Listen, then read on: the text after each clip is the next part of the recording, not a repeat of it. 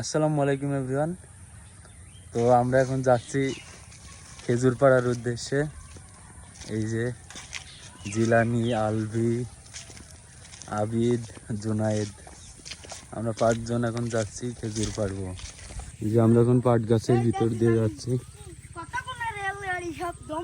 সোনালি আঁশ পাট। তো আমরা চলে এসেছি খেজুর বাগানে, এখন খেজুর পাড়বো। এই যে গাছে দেখেন কত খেজুর ধরে আছে। কিছু কিছু খেজুর পেকেও গেছে অবশ্য। এই যে প্রত্যেকটা গাছেই খেজুর আছে। তো আমরা খেজুর পাড়বো এখন। এই যে আমরা খেজুর পেড়েছি এইগুলো।